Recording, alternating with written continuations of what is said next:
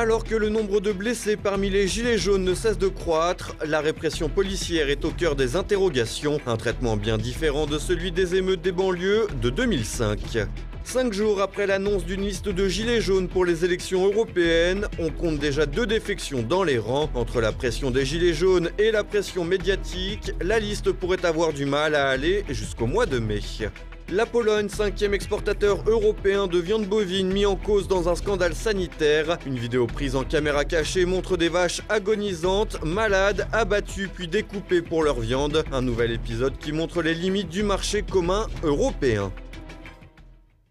Madame, Monsieur, bonsoir. Depuis le début de la mobilisation des Gilets jaunes, le nombre de blessés parmi les manifestants atteint des sommets. Une répression policière inédite alors qu'en 2005, les émeutes de banlieue n'ont pas eu le droit au même traitement. Thibaut Bastide. Fort avec les faibles, faible avec les forts. Voilà comment on pourrait qualifier les interventions policières entre les mobilisations citoyennes de 2019 et les émeutes des banlieues en 2005. Depuis le 17 novembre dernier, les gilets jaunes occupent les ronds-points et défilent dans les rues chaque samedi pour réclamer plus de pouvoir d'achat. Ils sont donc des dizaines de milliers à battre le pavé chaque semaine avec leurs revendications.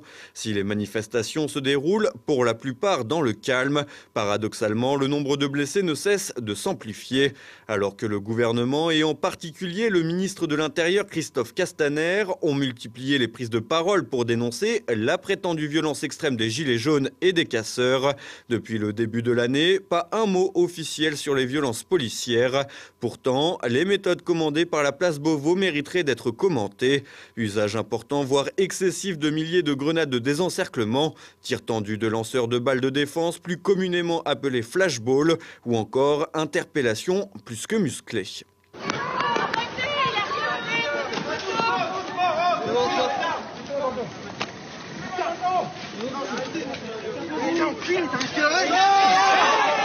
Oh! Allez, voilà. Regardez, il saigne. Ainsi, le nombre de blessés parmi les manifestants dépasse désormais les 2000. Privilégiant la répression au maintien de l'ordre, les interventions policières interrogent, surtout lorsque l'on se remémore le soulèvement des banlieues en 2005. Si les deux événements n'ont rien de comparable sur le fond, le traitement par les forces de l'ordre interpelle. Contrairement aux Gilets jaunes, la totalité des revendications de 2005 se sont exprimées par la violence. Voitures brûlées, bâtiments dégradés, tirs à l'arme lourde. Les jeunes des quartiers dits difficiles s'en étaient donnés à cœur joie. Pourtant, à l'époque, les forces de l'ordre avaient adopté un mode d'intervention totalement différent, pour ne pas dire laxiste, et ce alors que la violence était à son paroxysme. Une véritable forme de lâcheté, selon le criminologue Xavier Hofer. L'appareil d'État français a un sens aigu des rapports de force. Et donc, ce qu'il craint surtout, notre gouvernement, c'est des reproches et des accusations dans un monde qu'il connaît. C'est-à-dire dans un monde qui lui est familier. Le monde qui lui est familier est celui d'une différenciation des individus selon leur capacité à vous accuser ou non, efficacement ou pas, de racisme, de discrimination, etc. Donc à partir du moment où vous êtes dans la population de souche et où vous n'avez aucune espèce de capacité à faire valoir un quelconque génocide ou quoi que ce soit, ou colonialisme, ou discrimination fondée sur les innombrables séries de phobies dont les médias en question sont coutumiers, de la dénonciation, vous pouvez y aller franco, si j'ose dire. C'est pas grave. À partir du moment où vous êtes un artisan quinquagénaire et auvergnat, il n'y a pas de raison de prendre des gants. Parce que les critères de différenciation, les critères de jugement, les modes de pensée des gens de notre gouvernement sont de cette nature. Alors voilà, quand vous êtes en banlieue, quand vous avez des grands-parents qui ont été victimes du colonialisme, quand vous-même vous êtes une malheureuse victime de l'exclusion et du racisme, eh bien on prend des gants. Sinon, dans la catégorie que j'ai énoncée avant, on n'en prend pas. Évidemment, c'est de la lâcheté. Une politique de poids, deux mesures qui s'explique également par une forme de facilité à agir avec force face à des manifestants plus dociles et respectueux des institutions. D'ailleurs, en 2005, alors que les banlieues étaient à feu et à sang, le responsable des CRS déclarait ne pas intervenir, c'est également une façon d'intervenir. Une formule lourde de sens, selon Xavier Hofer. Cet homme-là a raison et il est lucide. Choisir d'intervenir ou pas quand des exactions sont commises, c'est naturellement un choix et ce choix est politique. C'est-à-dire que c'est directement le préfet et au-dessus de lui un ministre et notamment le ministre de l'Intérieur qui en est responsable. Enfin, revenons au début. En 2005, il y avait d'abord une immense ignorance du gouvernement. Ils ne savaient rien. Ils ont commencé à comprendre que des voitures étaient en train systématiquement de brûler à partir du moment où il y en avait déjà 1 ou 2 milliers qui avaient cramé. Donc d'abord il y avait de l'ignorance, après ça il y a eu de l'affolement et puis ensuite il y a eu le choix d'appliquer une politique d'intervention minimum visant à ne pas déclencher, comme l'avait dit d'ailleurs un éminent dirigeant politique de la Côte d'Azur à qui on demandait pourquoi il donnait tant de subventions à des associations bidons dans les quartiers nord de Marseille, qui était M. Vauzel et qui avait répondu quand un haut fonctionnaire lui avait dit on pourrait arrêter tout ça, il lui avait dit malheureux, vous voulez la guerre civile. La liste de gilets jaunes a déjà du plomb dans l'aile. 6 jours après son annonce, on compte déjà 2 défections dans les rangs. Le coup de com' pourrait bien faire long feu. À peine lancé et déjà plombé, alors que la création d'une liste de gilets jaunes a été annoncée il y a quelques jours. Déjà 2 personnes ont raccroché les gants. Marc Doyer est l'un d'entre eux. L'homme avait déclaré que l'on pouvait soutenir Emmanuel Macron tout en portant un gilet jaune, un grand écart qui n'était pas au goût de tous, au point que visiblement la pression a été trop importante. L'ancien candidat à la députation pour La République En Marche, adhérent du mouvement jusqu'en décembre dernier, a finalement décidé de se retirer de la liste face à l'incompréhension que sa candidature suscitait. Il explique avoir été accusé d'infiltrer la liste et préfère donc en sortir pour ne pas jeter le discrédit sur l'initiative. En plus du départ de Marc Doyer, c'est également au directeur de campagne, Aïk Chahinian, que la liste du RIC, le Rassemblement d'initiatives citoyennes, doit dire au revoir. L'homme de 31 ans ne figurait pas sur la liste et pour cause, comme le révèle l'hebdomadaire Minute, Aïk Chahinian est de nationalité arménienne, une situation qui l'empêche donc de pouvoir prétendre à une élection en l'état, ce qui peut expliquer pourquoi le Lyonnais avait préféré prendre la responsabilité de la campagne. Mais là encore, face aux pressions des Gilets jaunes qui voient l'initiative électorale d'un mauvais œil, l'intéressé a visiblement été refroidi. Sur son compte Facebook, Aïk Chahinian explique s'être laissé emporter avec précipitation dans une direction qui n'était pas celle qu'il souhaitait. Il explique également que les violences encaissées par les Gilets jaunes, ainsi que l'appel à la grève générale illimitée qui pourrait aggraver encore la crise, le plongent dans le doute. Il faut dire que son passé faisait également l'objet de critiques. Ancien militant du mouvement des jeunes socialistes, Aïk Chahinian ne collait pas avec l'image de gilet jaune apolitique chère au mouvement. D'autres lui reprochaient également d'avoir pesté sur son compte Facebook le soir de l'élection présidentielle en évoquant les décérébrés qui ont voté Macron. Une merde mondialiste déracinée, vendue aux intérêts étrangers fabriqués par le système. Fin de citation. Le tout en concluant qu'il fallait que Marine Le Pen soit élue. Après ces 2 premiers départs, la liste des Gilets jaunes prend donc déjà des apparences de radeau de la Méduse. Le mouvement, protéiforme et politiquement transversal, aura en effet du mal à trouver une transcription dans un programme faisant consensus. Pour le moment, Ingrid Levavasseur, la tête de liste, se dit toutefois confiante, estimant qu'il faut du temps pour que les choses se mettent en place. En attendant, le petit échantillon de candidats qui avait été présenté a déjà des fuites et ce n'est pas moins de 70 autres personnalités qu'il faudra désigner pour proposer une liste complète au scrutin.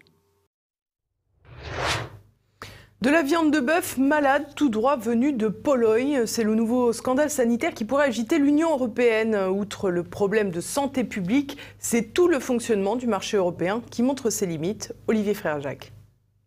I żadna nie jest w stanie się podnieść. Une vidéo tournée en Pologne, dans la région de Varsovie, par un journaliste à l'insu d'un abattoir. Une vidéo faisant état non seulement d'une certaine forme de maltraitance animale, mais aussi de graves dangers sanitaires pour le consommateur. Sur ces images, filmées par Patryk Szczepaniak, puis diffusées sur la chaîne de télévision polonaise TVN24, on peut voir des vaches à l'agonie, très probablement les pattes cassées, être abattues puis débitées pour leur viande. Les animaux sont tués de nuit, clandestinement et sans contrôle vétérinaire.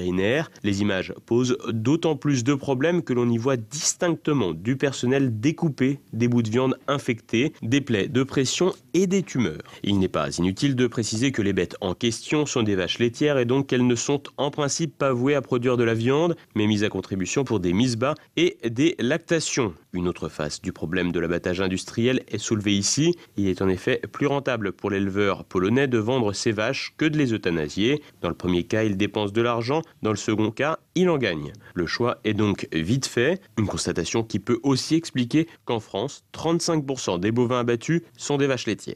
Mais revenons en Pologne, où l'abattoir observé ne respecte pas la réglementation européenne qui exige normalement que les vétérinaires soient présents avant, pendant et après la mise à mort de l'animal. L'abattoir en question n'a fait venir le spécialiste que le matin, brièvement de passage pour abattre quelques tâches administratives et regarder la tête de quelques vaches. Ces vaches infectées reçoivent donc une certification et sont distribuées en toute légalité auprès des sous-traitants et donc in fine auprès des consommateurs. La chaîne polonaise TVN24 indique dans ce reportage que ce type de pratique est courante dans le pays, une pratique qui s'explique par un gain bien supérieur avec une production basée sur de la viande malade. Achetée beaucoup moins cher, celle-ci permet de dégager une marge 7 fois supérieure à celle engendrée par une viande saine. Loin de se limiter aux pays producteurs, ce scandale de la viande polonaise pourrait éclabousser toute l'Europe. En effet, la Pologne exporte près de 80% de sa production de viande de bœuf. C'est le 5e exportateur européen. En 2017, on parle de plus de 400 millions de kilos de viande pour plus d'1,5 milliard de dollars. Une question à présent, où se trouve la viande que vous avez pu apercevoir sur les images du journaliste Patryk Szczepaniak? La réponse est simple, dans vos assiettes. En effet, si vous êtes consommateur de produits préparés ou de steak haché, vous avez probablement ingéré ou vous allez probablement ingérer de cette viande. Il n'y a aucun doute sur le fait que la viande ait quitté le territoire. En revanche, il s'agit à présent de le prouver. Si c'est le cas, on pourrait assister à un scandale sanitaire. Sinon, le problème sera glissé sous le tapis, ce qui n'empêchera pas les consommateurs de s'intoxiquer. Plus généralement, et au-delà de la question animale et sanitaire, ce type de problème pose la question des limites du marché commun européen. Un marché qui ne permet pas la traçabilité des produits et qui ne s'inscrit pas du tout dans une perspective écologique ni économique viable. En effet, acheminer de la viande à travers le continent ne répond à aucune logique de proximité et d'autonomie des territoires. Les niveaux de développement des différents États membres étant très inégaux et le respect des normes sanitaires y étant tout autant à géométrie variable, le grand marché communautaire peut à tout moment être à l'origine d'un scandale commercial ou sanitaire. Dans le meilleur des cas, vous aurez Spanghero, à savoir des lasagnes au bœuf contenant du cheval. Dans le pire des cas, vous aurez des épidémies graves. Et on reste avec Olivier Frère-Jacques pour l'actualité en bref. Les djihadistes font leur grand retour en France. 130 djihadistes de nationalité française détenus dans des camps en Syrie sous surveillance kurde retrouveront prochainement le sol français pour y être jugés. Ce mardi matin, le ministre de l'Intérieur, Christophe Castaner, a justifié cette mesure en indiquant que ce sont des Français avant d'être des djihadistes. Les autorités françaises, de peur de perdre la trace de ces hommes suite au retrait des troupes américaines en Syrie et en raison de l'instabilité qui règne dans le pays, préfèrent rapatrier ces individus, les accueillir et les protéger afin de juger leur engagement dans la guerre contre la France ainsi que les attentats commis sur notre territoire. 4 mois de prison ferme pour des rillettes. Samedi, en marge de la manifestation marseillaise des Gilets jaunes, 3 individus ont été interpellés. Lundi après-midi, ils ont été condamnés à des peines de 2 à 4 mois de prison ferme par le tribunal correctionnel de Marseille. 2 d'entre eux étaient jugés pour participation à un groupement formé en vue de la préparation de violences. Quant au 3e, condamné à 4 mois ferme, il aurait tout simplement jeté un pot de rillettes provençales sur les forces de l'ordre. un ver de terre s'immisce dans la pomme. Ce lundi, plusieurs utilisateurs de FaceTime, l'application de communication vidéo prioritaire d'Apple, ont signalé un bug permettant d'épier un interlocuteur sans que ce dernier ait à décrocher. Apple a été contraint de désactiver les appels groupés sur FaceTime suite à cette anomalie de fonctionnement. Malgré l'annonce d'un correctif qui sera publié dans la semaine, l'affaire fait un peu tâche alors qu'Apple se targuait il y a quelques semaines lors du CES 2019. Ce qui se passe sur votre iPhone reste sur votre iPhone. La famille avant tout, 5 individus soupçonnés d'être impliqués dans la fourniture de l'arme utilisée par l'auteur de l'attentat de Strasbourg ont été interpellés ce mardi matin en Alsace. Placés en garde à vue, les suspects appartiennent à la famille de Shérif Shekat qui avait tué 5 personnes au marché de Noël le 11 décembre dernier. La sous-direction antiterroriste de la direction centrale de la police judiciaire soupçonne une femme de 57 ans et 4 hommes, dont un âgé de 78 ans, d'avoir protégé le délinquant multirécidiviste ainsi que de l'avoir aidé à se procurer un revolver d'ordonnance de calibre 8 mm datant de la fin du 19e siècle.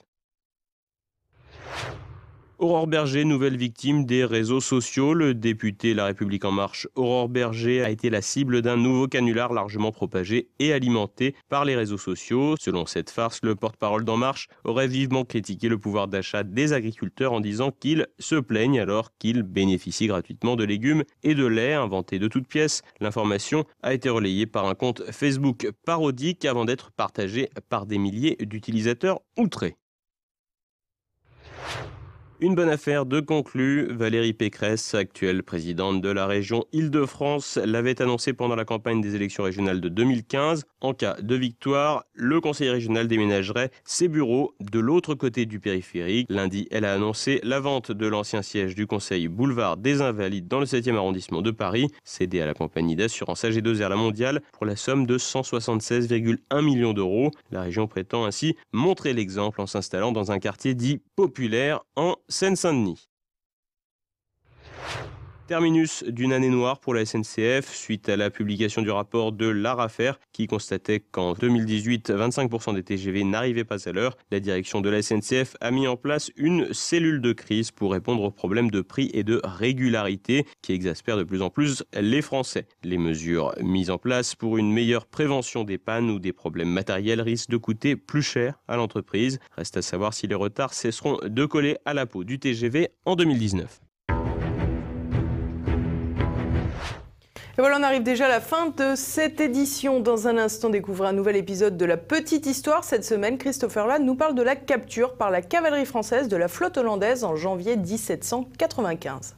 J'aime bien les épisodes qui ne traitent pas forcément de grands faits historiques, mais qui entretiennent par des petites curiosités notre amour de l'histoire. Et bien aujourd'hui, on se retrouve tout à fait dans ce genre de cas avec cette histoire absolument rocambolesque, unique dans l'histoire militaire. Enfin, vous avez vu le titre de l'épisode, comment gagner une bataille navale à cheval. Non, j'ai pas pris de substances bizarres. Bon, ça m'arrive de boire un petit Armagnac en écrivant mes épisodes, mais là, c'est bien ce qu'ont réalisé les hommes du 8e régiment de hussards en 1795 lors de la capture de la flotte hollandaise. Et c'est ce qu'on va voir dans cet épisode.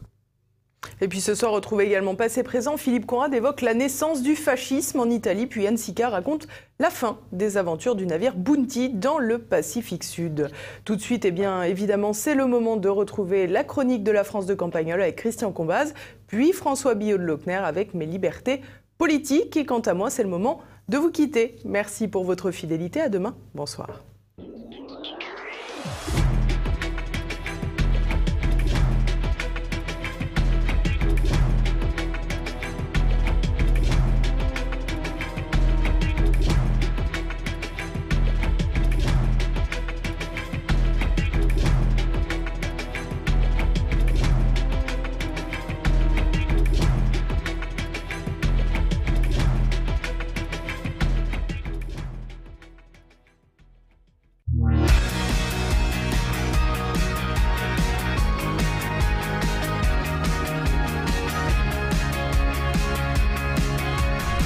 Donc la rumeur avait raison, notre maire en titre, qui a un côté faillot du pouvoir, mais qui rôdait pourtant ces temps-ci du côté des Gilets jaunes pour laisser entendre qu'il n'avait rien contre. Notre maire a fait partie des pressentis par la préfecture pour faire partie des 600 qui allaient rencontrer le président à Souillac, mais il s'est bien gardé de poser une question. On l'a aperçu comme ça brièvement à la télévision près du maire de Baraqueville, dans l'Aveyron, qui, lui, a posé une question. Mais j'ai pas vu les images. Je tiens toutes ces précisions de mon jeune homme, là, Guy, celui qui veut la place du maire de Campagnol aux prochaines municipales, et qui s'était arrangé pour se faire parrainer par sa copine originaire de la ville de Souillac pour franchir le matin les barrières, ce qui a fait qu'il a pu échapper au sort des gilets jaunes venus du reste du département. Il a regardé la rencontre au café du coin. Déjà, il m'a dit, je sais comment ça s'est passé. Les préfets, depuis une semaine, avaient pour mission de désigner les bons éléments parmi les petits maires, parce que les grands, je veux dire les maires des grandes villes, le président les craignait pas trop. La présidence se redoutait surtout d'avoir à parler à des gens énervés dans le genre paysan. Mais le maire d'Albi ou de Montauban, ça lui paraissait plus sûr. Manque de peau, c'était justement la mairesse de Montauban qui a mis les pieds dans le plat en lui parlant d'immigration. Le truc formidable, c'est qu'en fait, elle a agi comme un véritable révélateur. Tous ces maires qui se savaient filmer se sont crus obligés de siffler la dame quand elle a dit qu'il y avait des radicaux à Montauban et surtout que les Français étaient moins bien traités que les migrants sur le plan médical, ce qui est vrai. Et s'ils se sont sentis obligés de la siffler, c'est pour éviter que leur attitude favorable soit remarquée, tout simplement parce qu'ils avaient été choisis dans leur majorité pour leur proximité avec les idées de Macron. Au début, ils te disent « mais non, ça a été fait sans intention particulière », mais en fait, sur le moment, tu t'aperçois que la salle était à 80% favorable au président. Il y en a même un qui a dit, avant de parler, « je tiens à saluer l'engagement du président sur cette question ». Enfin, tu t'avoueras quand même que pour un débat critique, ça la fout mal. Mais le truc frappant pour tout le monde, il y avait deux Espagnols là dans le café qui étaient là par hasard et qui me l'ont dit, c'était de voir tous ces élus en cravate avec leur écharpe, leur costard noir, parce que, vu de leur côté, on était en pleine cérémonie. Et alors qu'au milieu, il y avait un type tout gringalé, le président, en chemise blanche, un peu comme un rédacteur en chef dans un journal. D'ailleurs, il s'est comporté comme ça. C'était le genre à finir ses phrases par des trucs du genre « je dis pas des blagues là ». En fait, il s'est montré familier pour atténuer le côté dictateur qui convoque les gens pour les garder 6 heures quand même, genre Fidel Castro, qui faisait ça tout le temps. Mais le plus frappant encore, me dit-il, et ce qui allait bien avec le profil rédacteur en chef, si tu avais entendu les maires quand ils sont sortis, j'ai même retrouvé le nôtre, qui m'a pas voulu me saluer évidemment, c'est qu'ils disaient tous, ils connaissent ces dossiers. En fait, quand tu réfléchis, moi je préfère toujours un type à qui je suis obligé d'expliquer de quoi il s'agit et qui me donne une opinion de bon sens, plutôt qu'un type qui arrive en connaissant tous les dossiers, tous les chiffres, et qui a préparé une explication ou une version bien technique. Franchement, est-ce que tu attends d'un président de la République, me dit-il, qui te dise quel est l'effet des taux X ou Y sur le comportement du marché de la viande et de combien de points il faudrait relever les indices pour faire ceci ou cela. Et ça sur tous les domaines. Le mec qui joue à la fois les agriculteurs, les agents immobiliers, les inspecteurs des impôts, toujours avec les bons chiffres, mais toujours avec des idées de comptables un peu arnaqueurs, du genre je vais leur faire croire que il est au courant de tout, mais il fait ce qu'il arrange. Et puis, je ne sais pas si tu as remarqué cette façon qu'il a de cocher les cases quand il a répondu. Il prend 10 questions, puis après il dit « ça c'est fait, ça c'est fait ». T'as l'impression d'une espèce de checklist dans un entrepôt. C'est dingue, il fait de la gestion de stock, quoi. Et pendant ce temps, nous, comme des cons, me dit-il, on chantait la Marseillaise dehors. Mais surtout, pendant ce temps-là, personne ne lui parlait de l'essentiel. Ça tombe bien, il était là pour répondre sur l'accessoire. Il essayait de nous faire croire que les gens étaient dans la rue parce qu'il était trop difficile d'avoir un permis de construire, mais il se fout de nous. En fait, les gens ne supportent plus les salaires comme celui de Toubon à 30 000 euros. Tu vois, moi, si j'avais été là, je lui aurais demandé, Monsieur le Président, est-ce que vous êtes sûr qu'un type de 34 ans, en tant que défenseur des droits, n'aurait pas été aussi efficace qu'un type de 74, mais pour un quart seulement de son salaire? Vous êtes sûr qu'il n'y aurait pas eu de candidat? Donc pourquoi vous attribuez systématiquement 4 fois trop d'argent à un presque octogénaire alors qu'il y a une foule de gens plus jeunes qui accepteraient d'être payés 2 ou 3 fois moins pour faire le même boulot? Là, je lui ai dit à notre jeune ambitieux, pour le faire toi par exemple, il a souri, il a rajouté oui, moi par exemple. Déjà, il m'a dit encore... notre sortant, c'est comme ça qu'il appelle le maire actuel, puisqu'il va se faire sortir, dit-il, se fait 8 000 € par mois. Pour un maire de campagne, président du Conseil général, c'est quand même pas mal. Sauf que moi, je ferais certainement le même boulot pour 4. Oui, mais j'ai objecté et j'ai conclu, c'est pour ça que le préfet l'a fait venir lui pour applaudir Macron, alors que toi, tu n'aurais pas été choisi. Moi, m'a-t-il dit, je préfère parler à mes voisins plutôt que d'être choisi par le président pour entendre le président. Et ici, il a fait le tour du café d'un doigt. Je pense qu'on est tous comme ça. Et il y a eu une espèce de clameur qui a dit « Ah ben ça oui alors ». Abonnez-vous, merci.